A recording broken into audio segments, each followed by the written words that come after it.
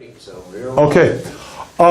Thanks for coming here. One thing I do want to say before we actually get started, though, is that, producing a body of artwork for a show like this is a little bit finding that you, kind of like in the dream-like situation, that you are talking to a group of people and then you look down at yourself and you find yourself completely naked, So it's sort of like, wait a second, then you sort of, I must be dreaming, because nobody's even reacting to it. So it's a little bit difficult. Now, I'm probably going to talk about some political things, and I really don't like politics, but I think that there's things that need to be said, so I say them. We'll start off with the piece right here, the number one radical moderate. Now, this is a piece that I actually created for President Obama, and I'm going to eventually give it to him. I'd like to give it to him in person. But I think that politically speaking, we're in a time that, we've got people on the left, we get people on the right, and they don't want to get together and talk, together. So therefore, President Obama is a centrist. Now, I'm a liberal. I'm actually a born-again liberal. You can thank President Bush for that from the standpoint of things that kind of happened. So again, this is a piece that is going to eventually be given to President Obama. The piece that's next to this is called Fighting Bob. Now, if you look at the books that are down here, the last one that's right here is a personal narrative of political experiences by Robert M. La Follette, a politician from Wisconsin that really is important.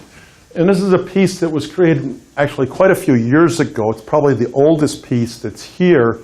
I was helped by my youngest son, Cullen, helped to create this piece.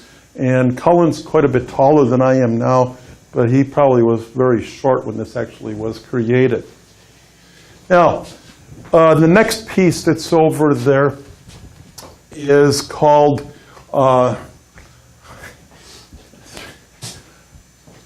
By the Way with Dr. Evermore, the search for intergalactic energies. Now, Dr. Evermore is a friend of mine that has a studio on Highway 12, and Dr. Evermore has a tendency of kind of challenging fellow artists with things. Now, Dr. Evermore challenged me to come up with a way that I could bind materials together with my foundry equipment. And so therefore I created this piece that's there. He also challenged me and said, why don't you go over to this friend of mine that has some of my stuff at his place. And so, I got these shovel handle type pieces from there, and eventually put this piece together and that piece, and eventually the two pieces came together. And again, By the Way with Dr. Evermore, the search for intergalactic energies. And if anybody does have any questions about some pieces, please, feel free to ask. Okay. This was a piece that actually originally created this about 9 years ago. It was after the 2004 election. And this is Dear Mr. President. This is the 2013 version of Dear Mr. President.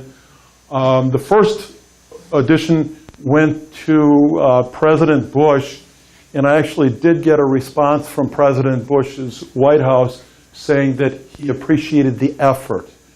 Now, with the 2013 version of this, you'll have to look down here as to where it's stitched together. And you'll notice that the two sides of this, one side is stitched together with some blue scraps, and the other side is stitched together with a part of a lanyard that's red. Hopefully you get the connection between the red and the blue states, how they don't really get along. And going back to the radical moderate, the centrist type of a situation, they have to find ways of getting together. Now, going into this piece, and you should take a look at that on your own, But basically, this is the Emma Lazarus poem that is found on the Statue of Liberty.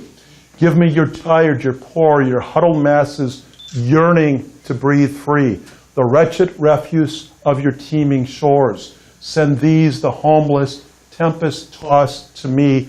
I lift my lamp beside the golden door. What an awesome way to begin a country. Unfortunately, I don't know if our country has ever really, truly believed those words completely. And we're at a situation that we're even making those words even less real for us. But I think that we need to really, truly believe those words. And if my piece could help to inspire this country to do a better job with immigration and the people that want to come here, and working with the people that are actually here. The next piece over in the corner is actually one of my own quotes. And this goes with, life journeys contain mountains of our own selection. This also has a couple of different ways as far as work created. You know, one would be with the metal pieces that are put together, and then the other part are the cast aluminum pieces. Now, they were originally cast for a different purpose, and that purpose passed, and then I had the cast pieces and figured out a way to utilize and put those together. Okay, the next piece is Song of Solomon. Now, that does come from the Old Testament, the book in the Old Testament. And actually, this is my wife's favorite piece. And actually, she helped to name the piece. And we do have this up in our room. Now, the Song of Solomon deals with a relationship between a husband and a wife. Now, I think that, you know, that relationship is extremely important. But one of the things that I also think that is very important is that the relationship between my wife and myself is not strengthened by government people that say that that needs to be something between only one man and one woman. If, you know, gay people, lesbian people want to get married, I personally feel that they should have the same right for the happiness that I can have from that type of a situation. So, you know, that's kind of what the Song of Solomon means to me, is two people having a committed relationship that lasts a lifetime. And I think that that's extremely important. This is, the armadillo had an ideal once, but failed to take action, and the opportunity was lost forever. It's kind of sad, you know, but, you know, the armadillo kind of realizes that about the armadillo, and doesn't really have a problem with the way that it is. The armadillo is a bronze sculpture, was created for a different purpose, and that purpose didn't actually come to fruition. So the armadillo found a different life as a sculpture. And I really like the armadillo, and you know, the armadillo means a lot to me as far as a piece of artwork. Okay, this is the first of my Oscar Wilde quotes. Life is too important to be taken seriously.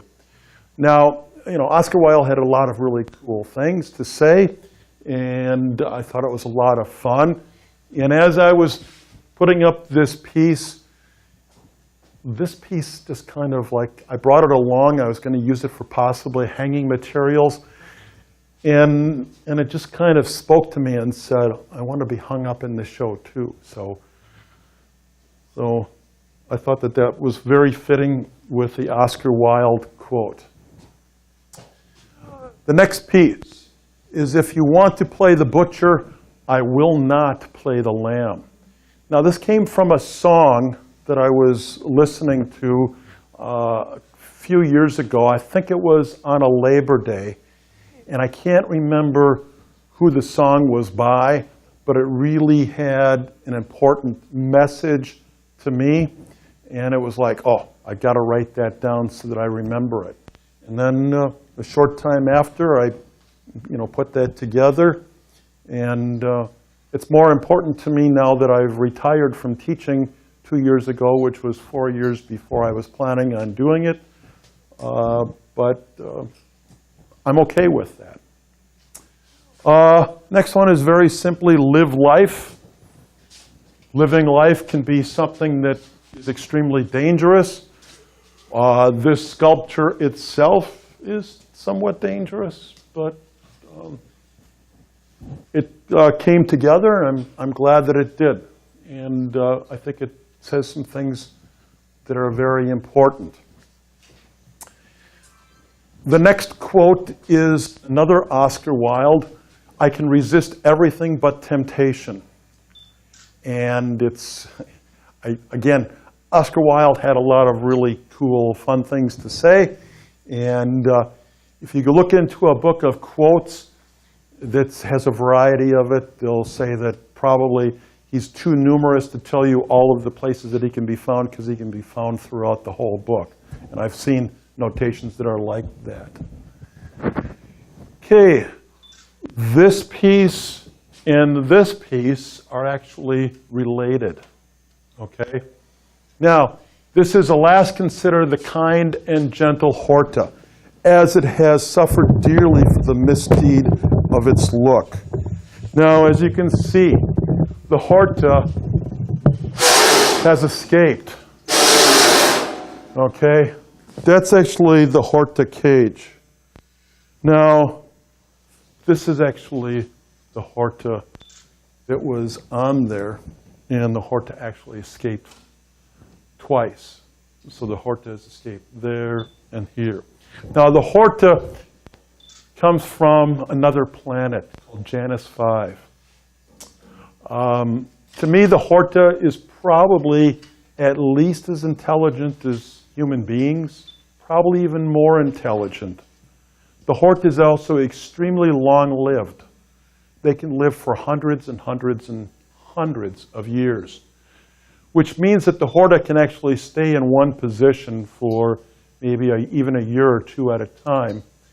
And you might think that it's just a piece of bronze that's just sort of sitting there. But every once in a while, the Horta just takes off, you know. The Horta was in this box and actually has a way of being able to heat up, you know, the finger. And he put no kill eye right there. Actually, the idea for the Horta comes from Gene Roddenberry, Star Trek. So if you look back at the old Star Trek, you know, you'll see that. I guess I shouldn't make so much noise with this stuff. Finally, the last piece. Trespassing isn't always trespassing. Here's the story that you've all been waiting for. About 2 years ago, just about exactly 2 years ago, I went out to explore what's on the end of Burma Road. Now, Burma Road is a road that's on the southwest corner of the Devil's Lake property. Now, Devil's Lake really should be called Spirit Lake.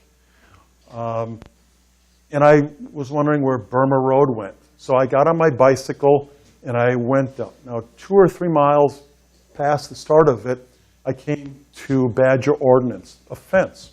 Okay, it kind of answered the question. And I sort of looked to the east, looked to the west, and basically I was just about ready to turn around, but then I saw this path that went off into the west. And so I started to follow along this path and noticed that it came across a huge gorge that was right there that I didn't know was there. And so I had my bicycle with me, and I figured, I'm going to go down into the gorge. There was, you know, I was on, you know, Devil's Lake property. It was fine. It was kind of hard to go down the gorge.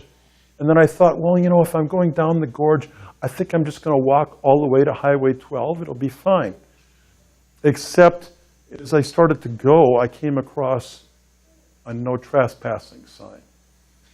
And I could see that the Badger ordinance sign was also no trespassing. Well, I guess I'll have to go up this steep hill again, kind of almost like a cliff.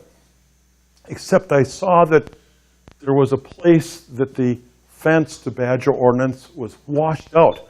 Apparently some water came through there and just totally washed out the fence.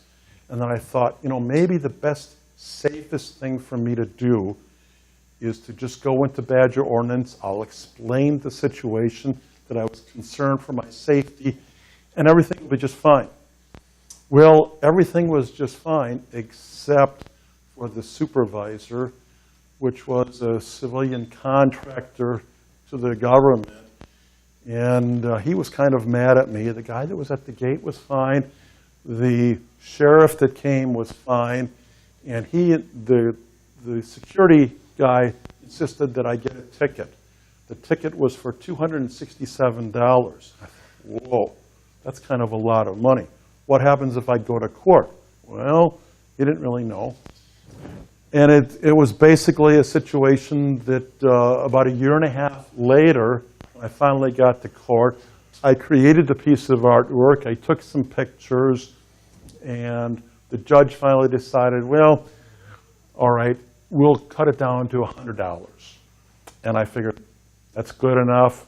I'll pay that. And, you know, there wasn't any hard feelings.